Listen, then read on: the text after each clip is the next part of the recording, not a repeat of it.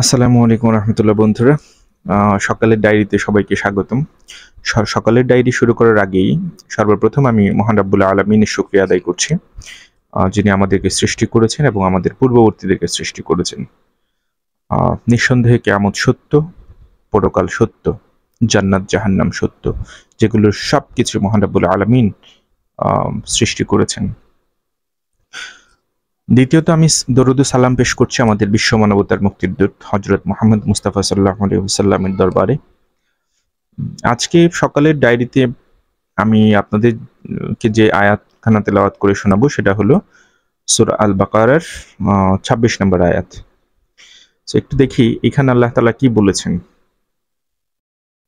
আউযু বিল্লাহি মিনাশ শাইতানির রাজীম। বিসমিল্লাহির রহমানির রহিম।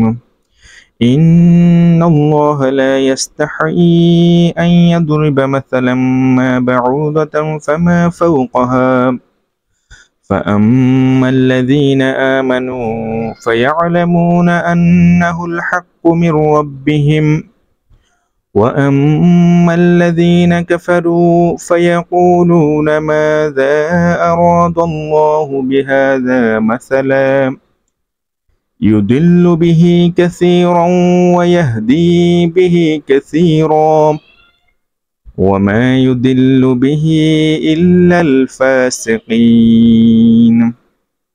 সুবহানাল্লাহি ওয়া বিহামদিক। একটু খেয়াল করে দেখুন যে নিঃসন্দেহে, আমি অর্থটা পাঠ করছি, নিঃসন্দেহে আল্লাহ তাআলা মশা কিংবা তার চাইতেও ছোট এবং তার থেকেও উপর যা কিছু আছে তার উদাহরণ দিতেও লজ্জাবোধ করেন না। আচ্ছা, যারা আল্লাহর কথায় বিশ্বাস স্থাপন করে তারাই জানে শুধু এই সত্য তাদের মালিকের পক্ষ থেকেই এসছে, পবিত্র কোরআন। আর যারা আগেই সত্যকে অস্বীকার করেছে তারা একে না মানার অজুহাত দিতে গিয়ে বলে, আল্লাহ তাআলা এই ছোট ছোট উদাহরণ দ্বারা কি বোঝাতে চান? তিনি তো চাইলে অনেক বড় বড় উদাহরণ দিতে পারতেন। আসলে একই জিনিস দিয়ে অনেক লোককে তিনি গুমরাহ করলেও বহু লোককে তিনি আবার এই দিয়ে হেদায়েতের পথ দেখান। আর কতিপয় পাপাচারী ব্যক্তি ছাড়া তা দিয়ে অন্য কাউকে তিনি পথভ্রষ্ট করেন না। মহান রাব্বুল আলামিন, আমরা যারা মুসলিম আত্মসমর্পণকারী, নিজেকে জাহান্নাম থেকে নিরাপদকারী যারা আছে আমরা, ইমানের একটা শব্দ আমি পেলাম আজকে পড়াশোনা করতে গিয়ে, যে নিরাপদ করা, নিরাপত্তা লাভ করা।